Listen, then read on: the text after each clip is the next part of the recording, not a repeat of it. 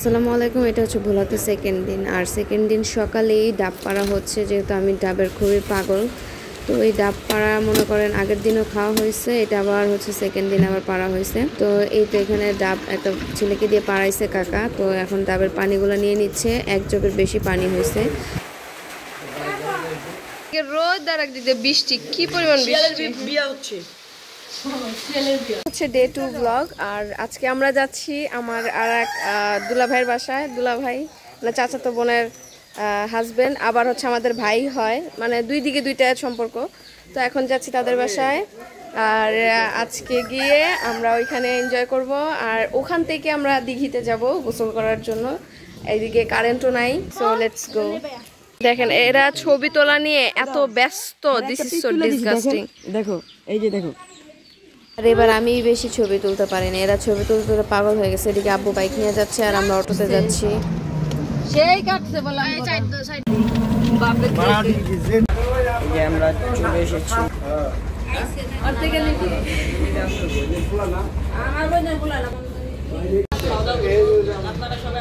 এই যে আমার মা আর ওই যে আমার বোন, ওই যে ক্যামেরা দেখলে দৌড় দেয়।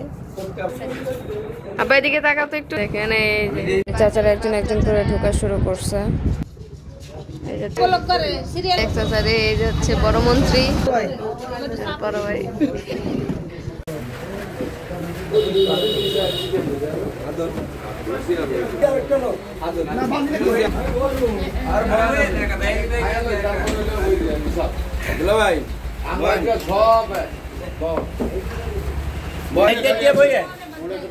আরে বইয়া যান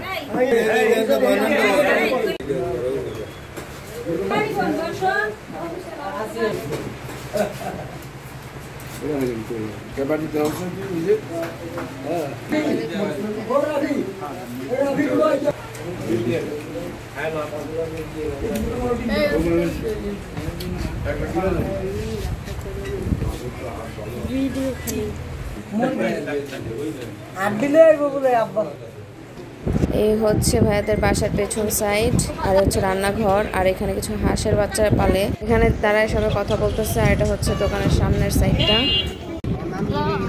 এই যে রাইস মিল, দেখ কি সুন্দর না,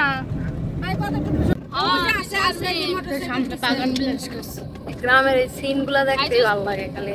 আমরা এখন যাচ্ছি আমার ছোট দাদিকে দেখতে।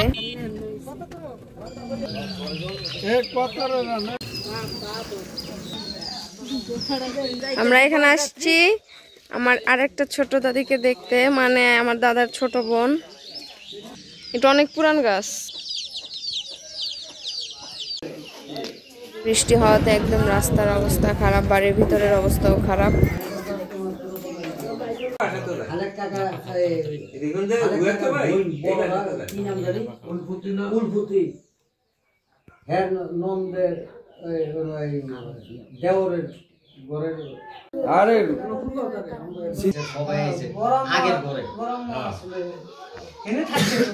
কাকাদের বাসার পেছনের সাইডটা, এখানে তারা গরু পালে, সাথেই পুকুর, হচ্ছে কুমড়ার চাষও করছে। এখন আমরা যাচ্ছি পুকুর বাসায়, হাটের মাঝখান দিয়ে। এই হচ্ছে পুকুর বাসা, দুই পাশে হচ্ছে বাগান করছে।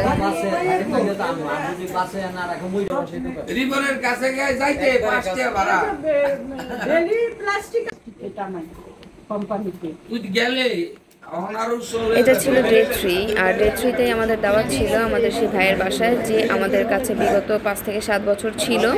তো ভাইয়া দেশে ছিল না, তাই তার বড় চাচার দায়িত্বে এই আয়োজন করা হয়েছে আমাদের জন্য।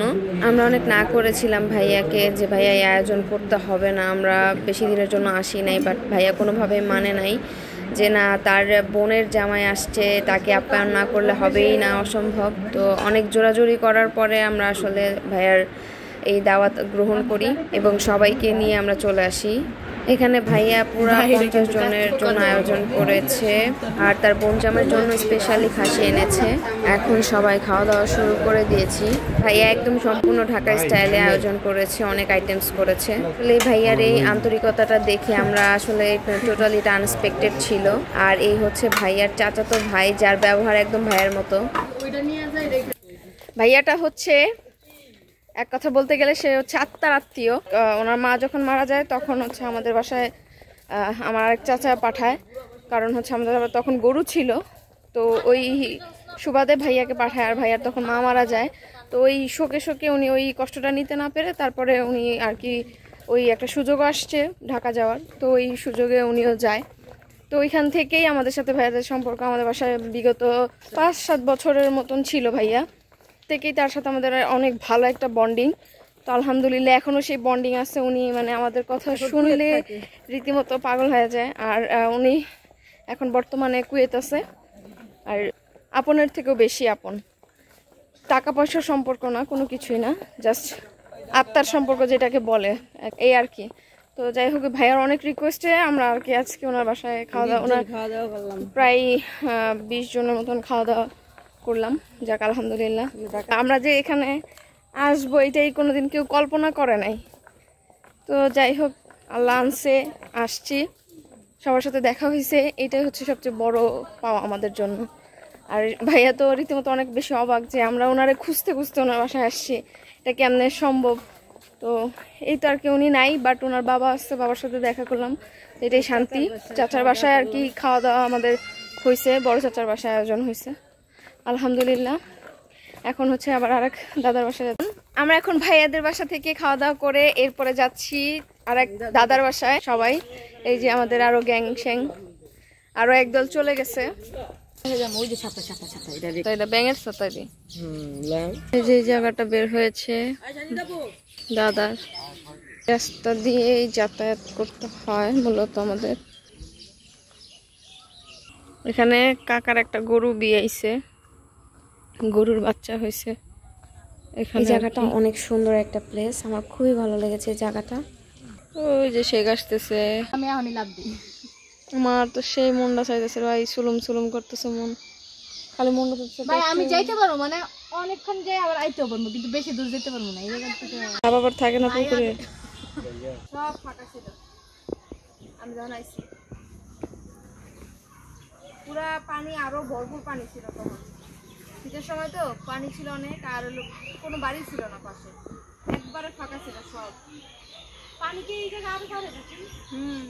পানি কি আরো বাড়ে? আর তো বৃষ্টি এলাকা পানি বাড়বে না, দেখো এই পর্যন্ত পানি হবে না, এই পর্যন্ত পানি হবে। রিনা আছে খুবই, রিনা রাখা আছে রিনারে মুসিয়ে কোনা দিছে না, দিছি ও আলোকে বইছে চিঠুর বউ। হ্যাঁ আর চিঠুর বউ কথা কইয়া গেল না, আইছে বাবুলের লোক কথা হইছে। দাদার বয়স 100 পার হয়ে গেছে, তাই উনি একটু কানে কম শোনে আর চোখে একটু কম দেখে। এটা ছিল ডে 2 অ্যান্ড ডে 3 ভ্লগ। তো এটাই ছিল আজকের ভ্লগ। যদি ভালো লেগে থাকে অবশ্যই লাইক, কমেন্ট এবং শেয়ার করতে ভুলবেন না। আল্লাহ হাফেজ। সঞ্জিত আপু কোথায় আসছো?